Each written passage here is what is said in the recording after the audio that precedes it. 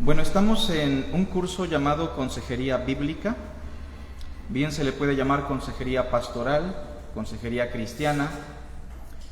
Y la consejería bíblica, como explicábamos hace 8 días, es una actividad 100% espiritual que parte de principios, premisas de la palabra de Dios, con la finalidad de aliviar el sufrimiento o el dolor del ser humano, que es el producto de decisiones contrarias a la voluntad de Dios.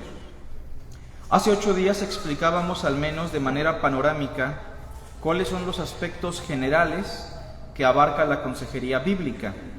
Y decíamos que uno de los aspectos importantes a destacar es que el ser humano, cuando busca consejo o cuando se encuentra en una situación de crisis, tiende a tener una perspectiva engañosa sobre su situación.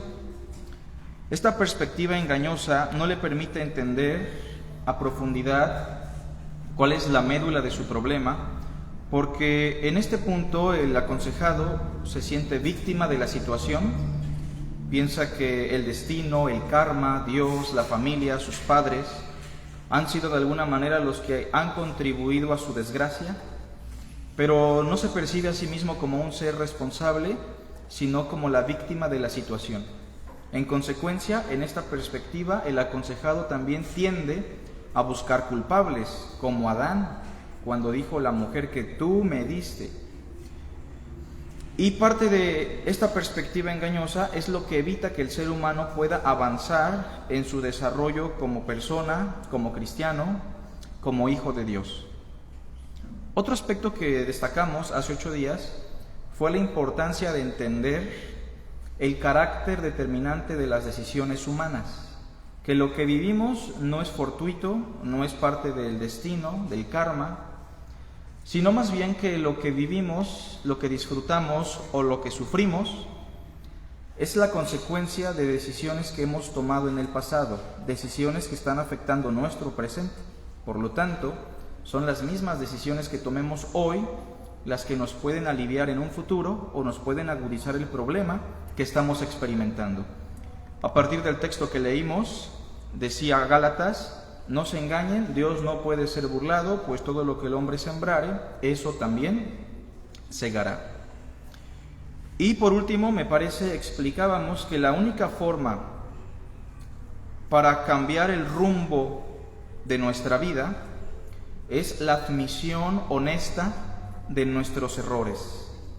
Reconocer en honestidad, en humildad, en transparencia, que lo que hemos hecho nos ha llevado al dolor, que nosotros somos puramente responsables de lo que vivimos, y eso será, digamos, el clic o el inicio de una vida que va a ser transformada, porque la Biblia dice que el que encubre sus pecados no prosperará. Pero el que los confiesa, el que es honesto con Dios, el que le dice: tú tienes la razón sobre mí, y se aparta, alcanzará misericordia. Y Dios está dispuesto a restaurarnos siempre y cuando seamos honestos. A Dios no le interesa que seamos protocolarios en nuestro proceder, sino más bien que seamos honestos con Él y con los que nos rodean. Y si somos honestos, entonces podemos avanzar. Bien, pues la lección de hoy, que es la número 2, lleva como título las dimensiones del problema. Las dimensiones del problema. El día de hoy vamos a tratar de explicar cómo tratar con el problema de un individuo. Porque si bien usted es maestro de la palabra, pastor, maestra de las mujeres, consejero, consejera, usted constantemente se va a ver envuelto en situaciones en las cuales la gente necesita consejo. Y el problema que se le presenta es un problema que tiene diferentes dimensiones y usted debe saber cómo analizarlo para poderle ayudar a esta persona. Pero aunque usted como cristiano no funja como un ministro de la palabra, usted tendrá la necesidad de aconsejar a alguien o analizar su propia vida si es necesario. Salmos 19:12, hablando de nuestra lección, la dimensión del problema,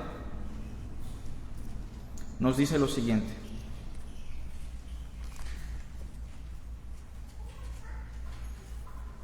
Bueno, el capítulo 19 es un capítulo importante en los Salmos porque la primera parte nos habla del testimonio de Dios a través del orden de la creación, que todo el mundo ha recibido el testimonio de que hay un Dios ordenado, estético, perfecto, pero la segunda parte del verso 7 en adelante nos habla de la ley de Dios, la palabra de Dios. Y en el versículo 12, que es el versículo que vamos a tratar de memorizar, es un versículo que nos ayuda a entender un poquito la complejidad de entender nuestros propios errores. ¿Cómo dice en voz alta? ¿Quién podrá entender sus propios errores? Líbrame de los que me son ocultos. Entonces, en la lección 2, que tiene que ver con las dimensiones del problema, lo que buscamos de alguna manera es librar a los aconsejados de sus errores que para ellos están ocultos, porque acuérdense que el aconsejado regularmente tiene una perspectiva engañosa que le oculta sus errores y eso es lo que le evita avanzar. Bueno, el propósito de nuestra lección es el siguiente: ayudar a entender al aconsejado cuál es su problema en las diferentes dimensiones examinadas en esta lección. Esto con el fin de que él pueda reconocer su falta y a través de un acto de honestidad y arrepentimiento encuentre el alivio en Dios. Ese es el propósito: ayudar a entender al aconsejado cuál es su problema en las diferentes dimensiones examinadas en esta lección. Esto con el fin de que él pueda reconocer su falta y a través de un acto de honestidad y arrepentimiento encuentre el alivio en Dios. Bueno, la lección se titula Las dimensiones del problema. La primera dimensión que vamos a examinar, y espero que usted memorice y recuerde, es la dimensión superficial. En primer lugar, entonces, hablemos de la dimensión superficial.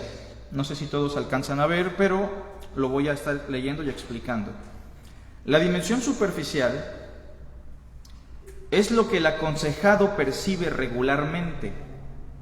Es el mundo de problemas que se le ha venido encima y que como consecuencia no le permiten ver cuál es la profundidad de la problemática.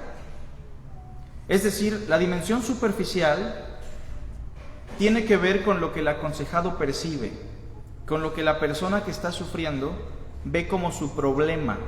Por ejemplo, una persona que está endeudadísima con las tiendas departamentales, con los bancos, para esta persona en la dimensión superficial, su problema ¿cuál es?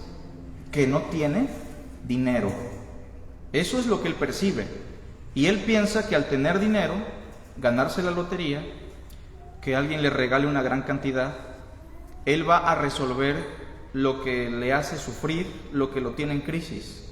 ¿Pero ese es su problema real? No. Esa es la dimensión superficial, ¿se entiende? Es lo que el aconsejado percibe regularmente. Es el mundo de problemas que se le ha venido encima y que como consecuencia no le permiten ver cuál es la profundidad de la problemática. Lo mismo puede pasar con una persona adicta a las sustancias. Su vida está en declive, su vida está en crisis, está en sufrimiento, está en dolor, y lo que él piensa o lo que ella piensa es que si tan solo la familia no lo hubiese tratado como le trató de niño, si tan solo la sociedad, el barrio en el cual se desarrolló hubiese sido diferente, si tan solo el alcohol no produjera la resaca, las cosas cambiarían muchísimo. Pero esa simplemente es la dimensión superficial, no es el problema como tal. Y cuando la persona busca consejo, lo que quiere buscar es resolver esa dimensión, ¿se entiende? Tengo problemas con la pareja y lo que se busca regularmente es la separación. Si tan solo no tuviese a mi pareja, las cosas serían mejor. Entiendas entonces que la dimensión superficial no es el problema y debemos ayudar a la persona para que trate de profundizar más y no quedarse estancado en la superficie que tiene que ver con lo que acabamos de describir. Repito, la dimensión superficial es lo que el aconsejado percibe regularmente. es el mundo de problemas que se le ha venido encima y que como consecuencia no le permiten ver cuál es la profundidad de la problemática. También es muy común que en esta dimensión, o más bien que esta dimensión, es la que el aconsejado quiera resolver de manera inmediata. Sin embargo, eso no resolverá su problema en sí. Quiero darles un ejemplo, hermanos. Por favor, busquen segundo libro de Samuel.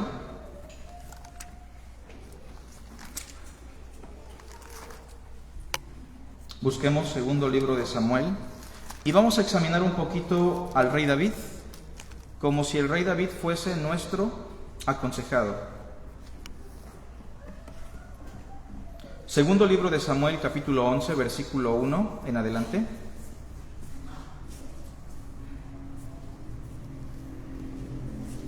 Dice así: aconteció al año siguiente, en el tiempo que salen los reyes a la guerra, que David envió a Joab y con él a sus siervos y a todo Israel, y destruyeron a los amonitas y sitiaron a Rabá, pero David se quedó en Jerusalén.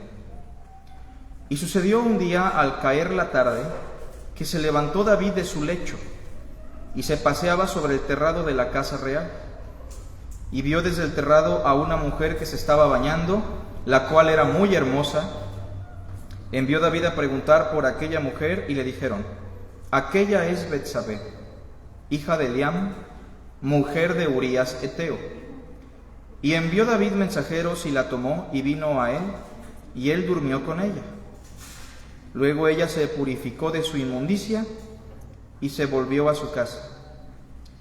Y concibió la mujer y envió a hacerlo saber a David, diciendo: estoy encinta. Hasta ahí. David estaba muy tranquilo. Obviamente estaba cometiendo algunas negligencias, como no ir a la guerra, lo cual era su responsabilidad. Se quedó para descansar, se levantaba muy tarde, se levantaba para pasear sobre su palacio, y la codicia entró en su corazón, cometió adulterio, y hasta ahí las cosas para David no tienen que ver con sufrimiento o crisis. ¿En qué momento llega la crisis para David? ¿En qué momento llega el sufrimiento para este personaje? En el momento que la mujer le envía a decir: estoy encinta. En ese momento David entra en una crisis. Él entiende que está en un problema muy grande, porque en tela de juicio está su reputación como un hombre conforme al corazón de Dios. Está en juego incluso que el pueblo lo deseche por la acción que ha cometido. Está en juego su honor como hombre de Dios. Y entonces para David, hablando de la dimensión superficial, lo que debe resolver es el asunto del embarazo. Obviamente que si David hubiese vivido en nuestra época, de seguro que le hace un aborto a Betsabé, ¿verdad? Pero no teniendo las capacidades que tenemos hoy, lamentablemente, lo que él trama tiene que ver con esa dimensión, resolver el mundo de problemas que se le han venido encima. Él no está pensando en su estilo de vida como un problema. Él no entiende que sus acciones son malas. Él simplemente quiere salir del dolor que tiene en ese momento. Es como el drogadicto, él no quiere cambiar realmente. Él no percibe que su vida sea tan mala. Él piensa que es un hombre, una mujer, pues que ahí la llevan. Simplemente que las drogas lo transforman, el alcohol lo transforma. Si tan solo el alcohol no tuviese los efectos que tiene, si tan solo el mundo pudiese comprender que es una condición agradable, bonita. Pero la realidad, hermanos, es que en la dimensión superficial el ser humano solamente quiere resolver lo inmediato. Y estamos hablando de todos, ¿eh? Así somos todos los seres humanos. Veamos lo que dice el versículo 6. Entonces David envió a decir a Joab: envíame a Urías Eteo. ¿Qué está buscando David? Resolver su problema, ¿verdad que sí? ¿Pero en qué dimensión? En la superficial. ¿Verdad que el problema no es ese, hermanos? El problema tiene que ver con algo más profundo, pero él piensa que lo va a resolver tramando cosas extrañas, colocándole una trampa a un hombre honorable como es Urías. En el verso 7 dice: cuando Urías vino a él, David le preguntó por la salud de Joab y por la salud del pueblo y por el estado de la guerra. Después dijo David a Urías: desciende a tu casa y lava tus pies. Y saliendo Urías de la casa del rey, le fue enviado presente de la mesa real. Mas Urías durmió a la puerta de la casa del rey con todos los siervos de su señor y no descendió a su casa. ¿Sigue viva la crisis para David? Sí, porque sus mañas no le están funcionando. Y muchas veces cuando queremos resolver la dimensión superficial, a veces la resolvemos, hermanos, pero la reincidencia es algo que va a ocurrir de nuevo, porque ese no es el problema en sí. Pero muchas veces ni siquiera podemos resolver la dimensión superficial. Versículo 9, dice que Urías durmió a la puerta de la casa del rey con todos los siervos de su señor y no descendió a su casa. E hicieron saber esto a David, diciendo: Urías no ha descendido a su casa. Y dijo David a Urías: ¿no has venido de camino? ¿Por qué pues no descendiste a tu casa? Y Urías respondió a David: el arca e Israel y Judá están bajo tiendas, y mi señor Joab y los siervos de mi señor en el campo. ¿Y había yo de entrar en mi casa para comer y beber y a dormir con mi mujer? Por vida tuya y por vida de tu alma, que yo no haré tal cosa. Y David dijo a Urías: quédate aquí aún hoy y mañana te despacharé. Y se quedó Urías en Jerusalén aquel día y el siguiente. Y David lo convidó a comer y a beber con él hasta embriagarlo. Y él salió a la tarde a dormir en su cama con los siervos de su señor, mas no descendió a su casa. Venida la mañana, escribió David a Joab una carta, la cual envió por mano de Urías. Y escribió en la carta diciendo: poned a Urías al frente en lo más recio de la batalla y retiraos de él para que sea herido y muera. ¿Hasta dónde puede llegar nuestra maldad queriendo resolver la dimensión superficial? Muchas veces puede terminar en una tragedia como el homicidio, la traición, el divorcio, el robo, el hurto, meramente porque pensamos que la dimensión superficial es el problema en sí, pero no, la dimensión superficial no es el problema. Escribí algo aquí en pantalla, después del versículo. Para David, la dimensión superficial de su problema era resolver el embarazo bochornoso de Betsabé, o en todo caso acabar con la vida de Urías heteo y así mantener su reputación. Ese era el problema para David, pero David no puede dimensionar la gravedad de su problema porque está solamente en la superficie. Así que cuando usted escucha a una persona, tiene que escuchar con mucha atención, porque usted tiene que detectar si la persona está estancada en la dimensión superficial de su problema. Y si la persona está ahí, usted tiene que ayudarle a entender que no se puede quedar ahí porque ese no es el problema en sí. Lo cual nos lleva a una segunda dimensión.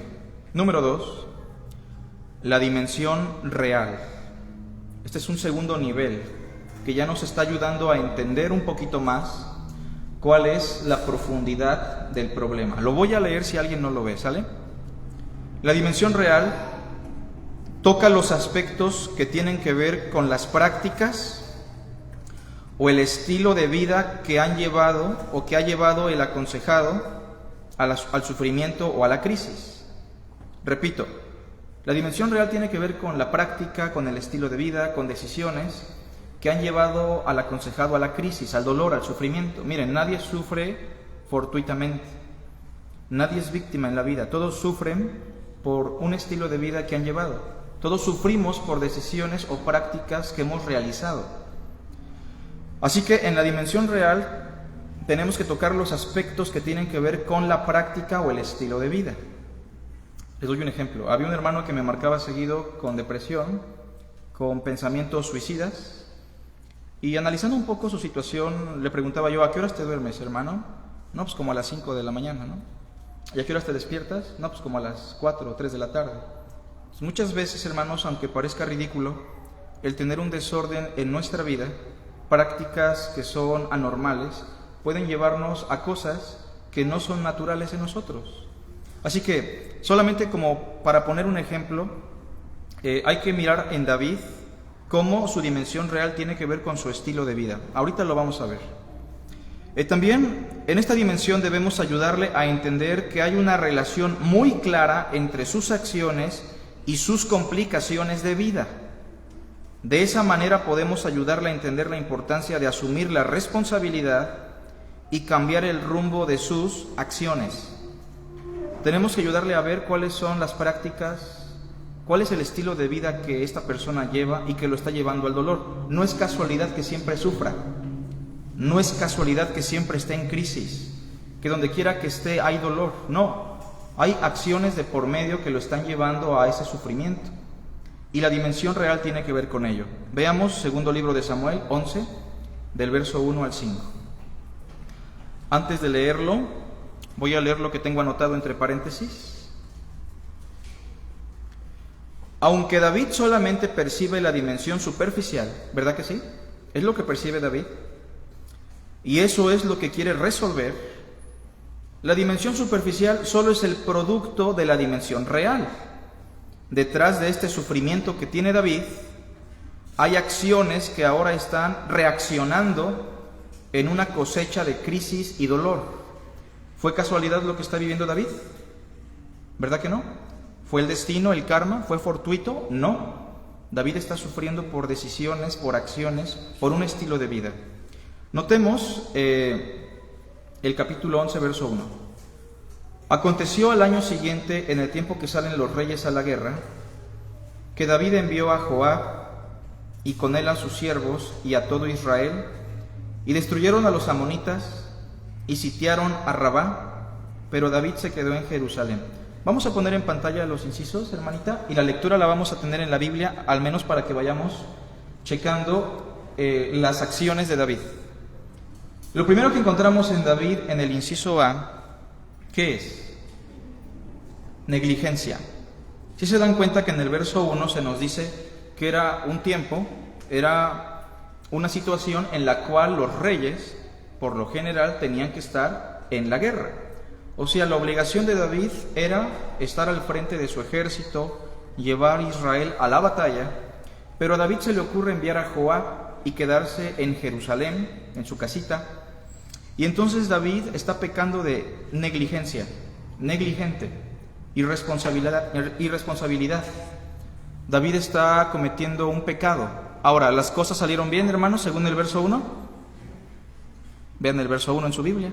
¿Las cosas salieron bien? ¿Ganaron la guerra, sí o no? ¿Ganaron esa batalla? Sí. Debemos entender que no porque las cosas salgan bien muchas veces, eso significa que hicimos las cosas bien, ¿se entiende?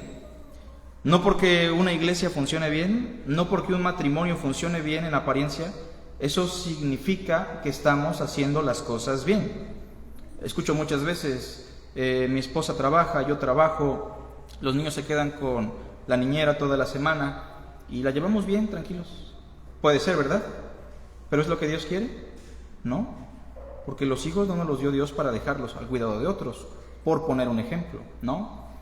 Podemos decir, hermanos, la iglesia está funcionando muy bien, hemos traído músicos profesionales, ¿verdad? No son cristianos, tocan muy bonito, hemos traído un predicador de fuera que es un motivador muy impactante y puede aparentar que la iglesia se vio edificada, animada, la iglesia sale contenta, pero ¿significa que estuvo bien? No. Lo que quiero decir es que muchas veces pecamos de negligentes y aún en la misericordia de Dios las cosas aparentan estar bien, pero no por mucho tiempo. Versículo 2. Y sucedió un día, al caer la tarde, que se levantó David de su lecho. La negligencia lo llevó ¿a qué? Inciso B. A la pereza. ¿Se dan cuenta? Porque ser negligente o cometer un pecado, por insignificante que parezca, nos va a llevar a otro pecado, hermanos. La negligencia regularmente nos va a llevar a la pereza. Y es lo que pasó con David. Fue negligente. Y vean que en el verso 2 él se queda. Vean en sus Biblias que en el verso 2 él se queda a dormir en su cama. ¿Y a qué hora se levanta? Pues dice que muy tarde. Era muy tarde ya cuando David se levantaba de su cama. Pero bueno, vamos a pensar que se lo merece. Vamos a darle la oportunidad. Tal vez se cansó mucho, ha peleado mucho, ha tenido mucho trabajo. ¿No se merece unas vacaciones? Bueno, podríamos decir que sí, pero ha sido irresponsable, ha sido ahora perezoso, pero se levantó tarde para hacer cosas que realmente valen la pena. Verso 2, y se paseaba sobre el terrado de la casa real. ¿Para qué se levantó? Para pasear. ¿Cómo se le llama eso? Ociosidad. Negligencia que lo llevó a la pereza, pereza que lo llevó a la ociosidad. Y en el versículo 2 dice que estando paseando en el terrado, vio desde el terrado a una mujer que se estaba bañando, la cual era muy hermosa. La pereza lo llevó a la ociosidad, y la ociosidad a la codicia, y la codicia al adulterio. Dice en el versículo 3 y 4, en términos muy básicos, que se llegó a esta mujer y se acostó con ella. ¿Creen ustedes que David, cuando dijo no voy a la guerra, tenía en mente acostarse con una mujer ajena?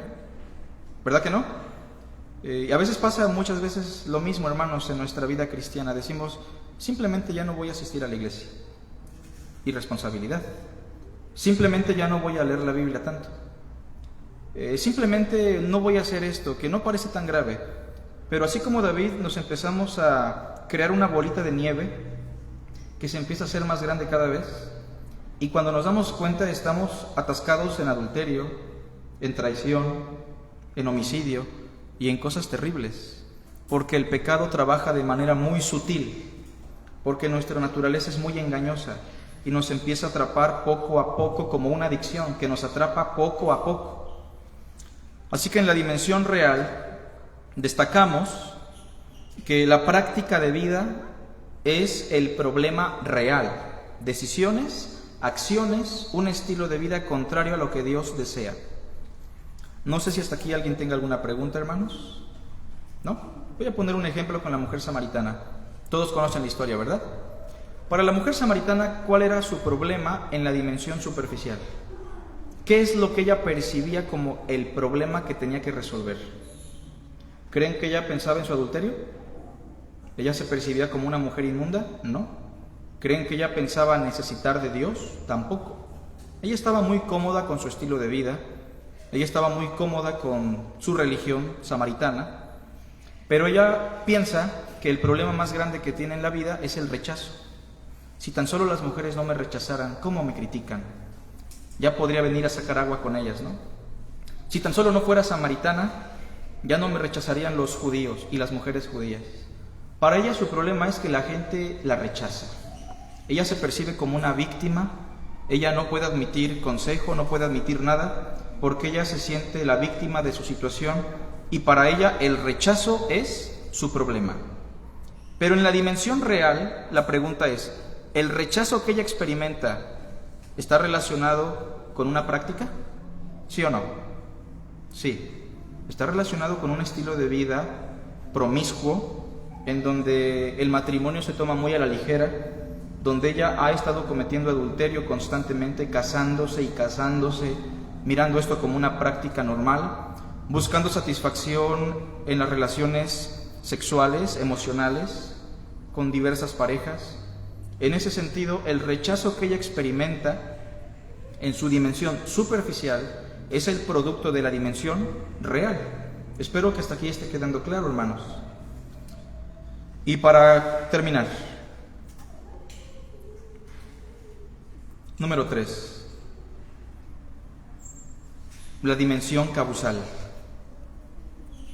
Lo voy a leer, ¿sale? Porque está chiquita la letra.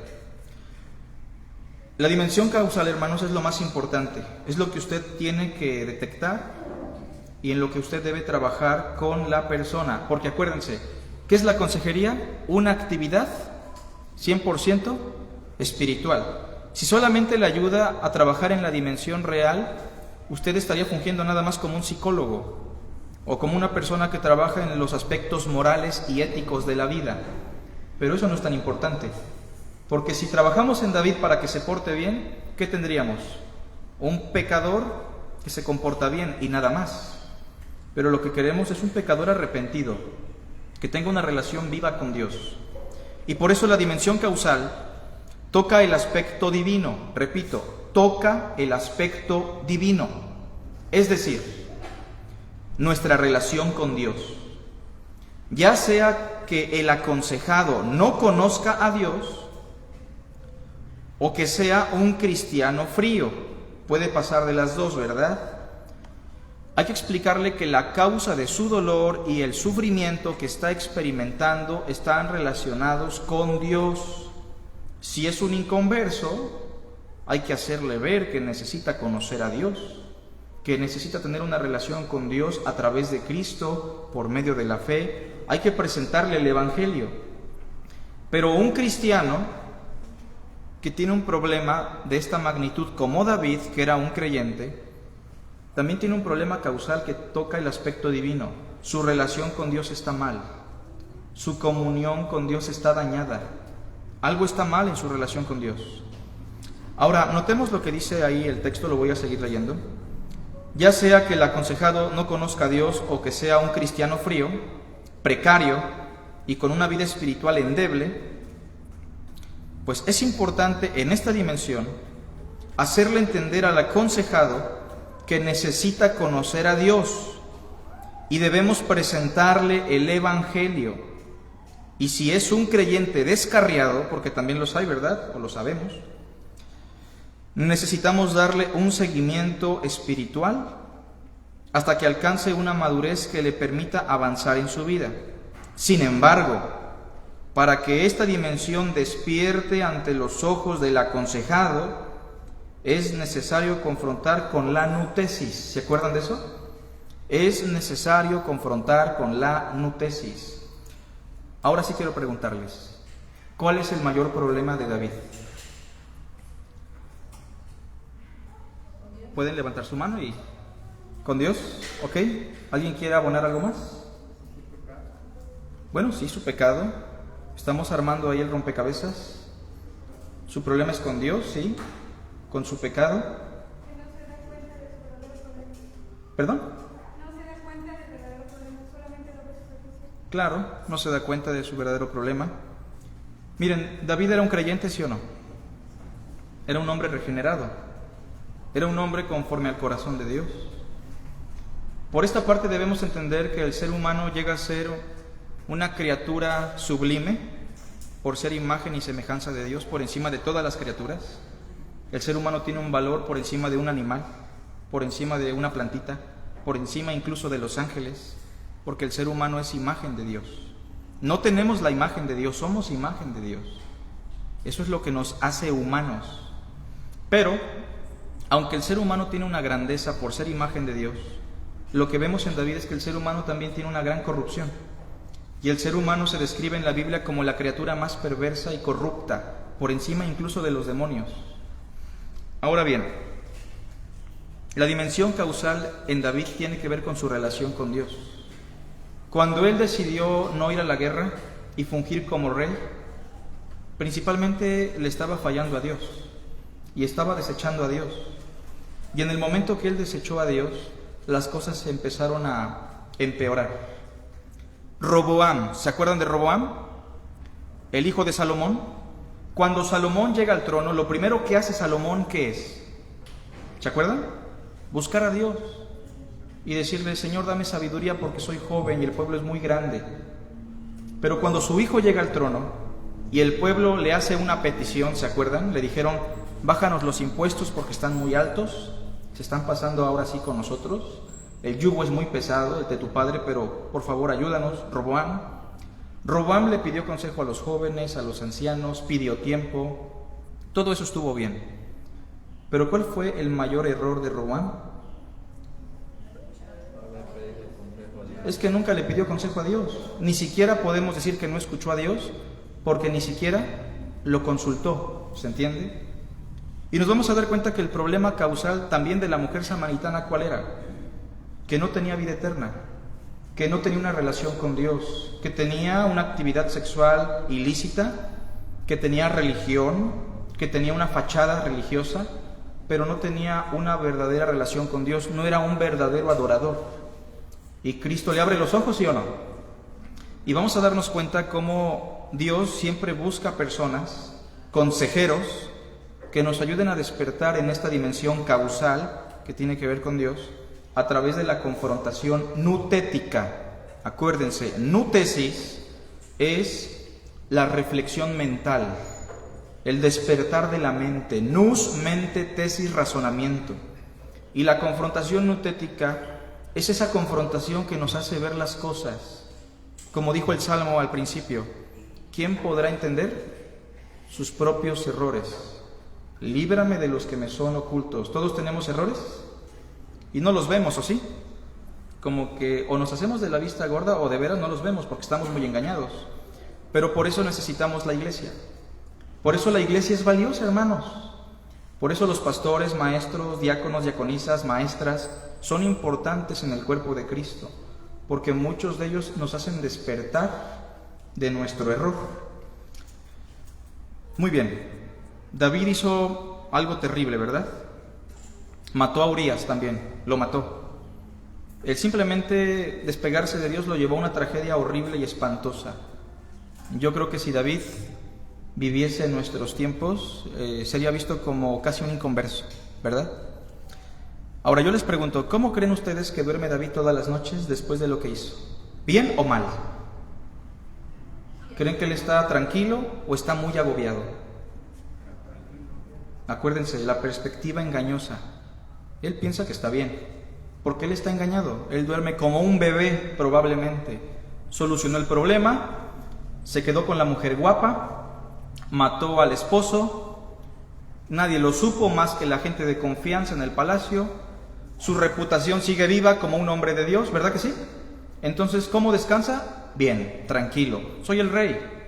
En ese momento él está teniendo una perspectiva equivocada y se está colocando por encima de Dios. Necesita que Dios lo despierte, ¿verdad que sí? Y necesita que Dios le envíe a un mensajero, como lo hace con nosotros muchas veces.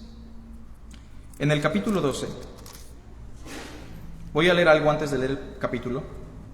David probablemente duerme como un bebé, sin remordimiento por todo lo que ha hecho, ya que su mente está hundida en el engaño. Para él su problema está resuelto. Acuérdense, ¿cuál era el problema de David? Urías, la mujer embarazada. La dimensión superficial. Su problema está resuelto, ya que Urías Eteo ha muerto y Betsabé ahora forma parte de su harén de mujeres. Ya tiene otra mujer más, ¿verdad? El harén de mujeres era muy común entre los pueblos árabes y el mundo judío. Básicamente era un dormitorio donde tenían muchas mujeres los reyes o la gente poderosa, lo cual no estaba prohibido por la ley. El pecado aquí para David es tener una mujer o acostarse con una mujer que no era su esposa. Obviamente ya no estamos bajo la ley, ¿verdad? Y Cristo nos recuerda que al principio no fue así, que todo lo que la ley dijo, lo dijo por la dureza del corazón. Ya hablaremos de eso después. Dios, a través de un mensajero, un consejero, ¿se acuerdan cómo se llama? Natán, despierta a David de su ilusión para que conozca la verdad. El profeta Natán, a través de la proyección de la personalidad aplicada en su confrontación, provoca que David entienda la magnitud de su problema y así, en un acto de reconocimiento y arrepentimiento, busque a Dios para encontrar el alivio, porque David sigue estando mal y va a seguir sufriendo más todavía si no resuelve su situación con Dios.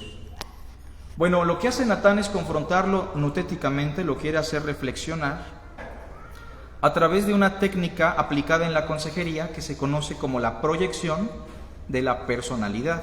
¿Qué significa eso? Que como David no percibe sus propios errores, los mismos errores de David, Natán los va a colocar bajo otra persona, ¿verdad que sí? Por ejemplo, si yo soy enojón, malo, negligente, perezoso, y el hermano Rosendo viene y me dice: hermano, yo veo que tú eres perezoso, negligente, enojón, gritón, ¿lo voy a escuchar? ¿Verdad que no?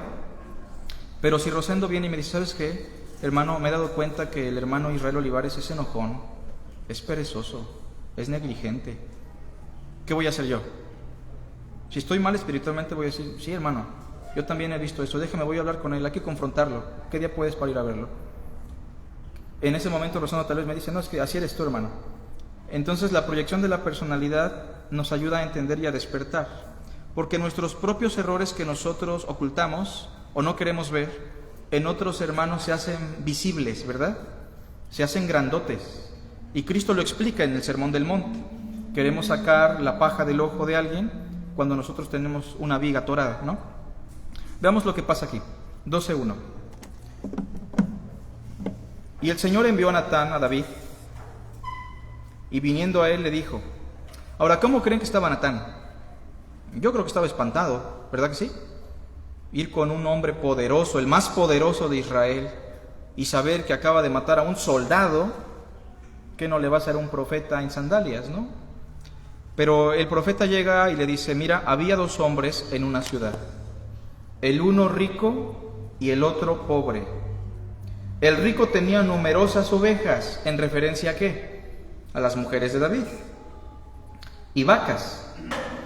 Pero el pobre no tenía más que una sola corderita, que él había comprado y criado, y que había crecido con él y con sus hijos juntamente, comiendo de su bocado y bebiendo de su vaso, y durmiendo en su seno, y la tenía como a una hija. Obviamente el hombre pobre es Urías Eteo, y la ovejita, Betsabé, que era una cabra también, ¿verdad? No era una ovejita. Bueno, versículo 4. Y vino uno de camino al hombre rico, y éste no quiso tomar de sus ovejas y de sus vacas, para guisar para el caminante que había venido a él, sino que tomó la oveja de aquel hombre pobre, y la preparó para aquel que había venido a él. Entonces, fíjense lo que pasó, hermanos. Se encendió el furor de David en gran manera contra aquel hombre, y le dijo a Natán, vive el Señor. Así somos cuando estamos mal, ¿verdad? Hasta mencionamos a Dios. Vive el Señor, que el que hizo tal cosa es digno de muerte. ¿Tenía razón o no? Sí, porque David, siendo el pecador de esta ilustración, es digno de muerte. Y debe pagar la cordera con 4 tantos. Hasta citó la ley, ¿verdad? Se acordó del texto de la ley que dice, debes pagar 4 tantos. Sigue diciendo el versículo 6, porque hizo tal cosa y no tuvo misericordia. Versículo 7. Entonces dijo Natán a David, tú eres aquel hombre.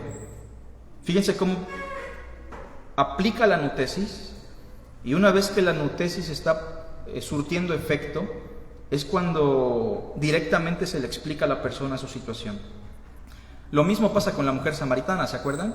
Cristo le empieza a hablar de la vida eterna a través de un símbolo, el agua viva. Ella como que no le entiende. Y cuando la mujer empieza a reflexionar, Cristo le dice, ve, llama a tu marido y ven acá. La mujer sigue reflexionando hasta que Cristo le dice, bien has dicho, no tengo marido. La nutesis es una técnica bíblica. ¿Es lícito dar tributo a César o no? ¿Cómo aplicó la nutesis ahí Jesús? ¿Qué dice la moneda? ¿De quién es? De César. Ellos están reflexionando. Entonces denle a César lo que es de César y denle a Dios lo que es de Dios. Maestro, ¿quién es mi prójimo? Queriendo justificarse, les explica toda una parábola para enseñarles quién es su prójimo. Maestro, una mujer tuvo 7 maridos, murió el primero, el segundo, el tercero, se sabe en la historia. ¿De quién pues será mujer en la resurrección? Él les dice, ustedes están errando las escrituras y están ignorando el poder de Dios. La nutesis aplicada, hermanos. Noten por favor, en el versículo 7, que Natán le dice, tú eres aquel hombre. Así ha dicho el Señor Dios de Israel, yo te ungí por rey sobre Israel y te libré de la mano de Saúl. Y te di la casa de tu Señor y las mujeres de tu Señor en su seno. Ahí está el harén de mujeres, ¿verdad? Que eran las mujeres propiamente de la casa de Saúl. Además te di la casa de Israel y de Judá, y si esto fuera poco, te habría añadido mucho más. ¿Por qué pues tuviste en poco la palabra del Señor, haciendo lo malo delante de sus ojos? ¿Qué ataca Natán? ¿Su estilo de vida?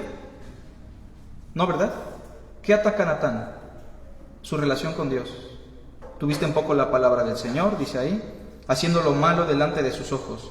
A Urías Eteo heriste a espada y tomaste por mujer a su mujer, y a él lo mataste con la espada de los hijos de Amón. por lo cual ahora no se apartará jamás de tu casa la espada. Tienen consecuencias las acciones. Por cuanto me menospreciaste y tomaste la mujer de Urías Heteo para que fuese tu mujer. Así ha dicho el Señor: he aquí yo haré levantar el mal sobre ti de tu misma casa, y tomaré tus mujeres delante de tus ojos, y las daré a tu prójimo, que era su hijo Absalón, ¿verdad? El cual yacerá con tus mujeres a la vista del sol. Porque tú lo hiciste en secreto, mas yo haré esto delante de todo Israel y a pleno sol. Entonces dijo David a Natán, todos juntos: pequé contra el Señor. ¿Hay humildad en David? Hay reconocimiento, hay arrepentimiento, hay una confesión. El que encubre sus pecados, como Saúl. Fíjense, Saúl pecó no tan feo, pero a Dios no le importaba tanto la magnitud del pecado como tal, sino la reacción. Saúl quiso encubrirlo. ¿Qué le dijo a Samuel? Solamente no me dejes en mal con los ancianos. Y persistió aunque estaba desechado, pero David siempre reconoce su pecado. Esa expresión, pequé contra el Señor, lo podemos entender mejor en el Salmo 51, ¿verdad? Esa expresión no es corta, tiene que ver con una confesión larga. Dice Natán a David: también el Señor ha remitido tu pecado, no morirás. Dios es misericordioso. Leamos por favor el Salmo 51.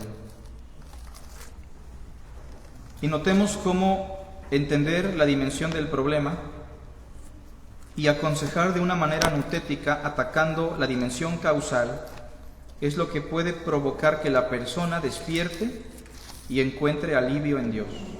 Ten piedad de mí, oh Dios, conforme a tu misericordia, conforme a la multitud de tus piedades, borra mis rebeliones. Lávame más y más de mi maldad y límpiame de mi pecado. Porque yo reconozco mis rebeliones y mi pecado está siempre delante de mí. Mas el que los confiesa y se aparta, ¿se acuerdan?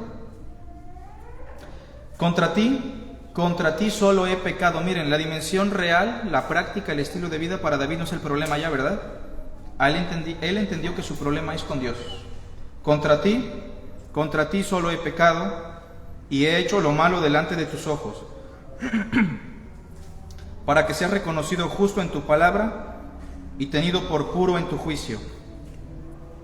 He aquí, en maldad he sido formado, y en pecado me concibió mi madre. Él entiende su naturaleza caída, su pecado, y reconoce a Dios. He aquí, tú amas la verdad en lo íntimo, y en lo secreto me has hecho comprender sabiduría. Purifícame con hisopo y seré limpio, lávame y seré más blanco que la nieve. Hazme oír gozo y alegría, y se recrearán los huesos que has abatido. Esconde tu rostro de mis pecados y borra todas mis maldades. Crea en mí, oh Dios, un corazón limpio, y renueva un espíritu recto dentro de mí. No me eches de delante de ti, y no quites de mí tu Santo Espíritu. Recordemos que en el Antiguo Testamento el Espíritu iba y venía condicionalmente por la vida de los ungidos. En el Nuevo Testamento ya no, permanece por la obra de Cristo. 12. Vuélveme el gozo de tu salvación. Fíjense, el problema de David tenía que ver no con perder su salvación, sino con el hecho de que su gozo había sido perdido. Y muchas veces podemos ser hijos de Dios, y aunque no perdemos la salvación, sí perdemos el gozo de nuestra salvación. Y espíritu noble me sustente. Entonces enseñaré a los transgresores tus caminos, y los pecadores se convertirán a ti. Líbrame de homicidios, oh Dios, Dios de mi salvación. Cantará mi lengua tu justicia. Señor, abre mis labios y publicará mi boca tu alabanza. Porque no quieres sacrificio, que yo lo daría. No quieres holocausto. Los sacrificios de Dios son el espíritu quebrantado y el corazón contrito y humillado. ¿Qué dice? No despreciarás tú, oh Dios. Esa es la clave para que usted cambie. Esa es la clave para que mi vida cambie. Esa es la clave para que el ser humano encuentre alivio. Un problema matrimonial no se resuelve con un papel, ¿o sí? Qué fácil sería. Un problema económico no se resuelve con un préstamo. Un problema con el alcohol, con la droga, con la sustancia, no se resuelve con el encierro, con la privación. Los problemas se resuelven buscando a Dios y pidiéndole misericordia, auxilio, ayuda. Haz bien con tu benevolencia a Sión, edifica los muros de Jerusalén. Entonces te agradarán los sacrificios de justicia, el holocausto u ofrenda del todo quemada. Entonces ofrecerán becerros sobre tu altar. Hoy hemos estudiado sobre las dimensiones del problema. Y por una parte debemos aplicarlo a nuestra propia vida, porque somos malos, muy malos. Y por otra parte debemos ejercer esto en la consejería. Yo estoy muy a favor de que incluso cuando aconsejemos a alguien que tiene un proceso de consejería con nosotros, incluso tomemos nota y le ayudemos a entender cuál es su problema para que pueda encontrar el alivio en Dios. Estamos terminando entonces. Tenemos un receso de unos 10 minutitos. Si gustan café, allá atrás tenemos. Les pedimos solamente que dejen su tacita en el lavadero después, por favor.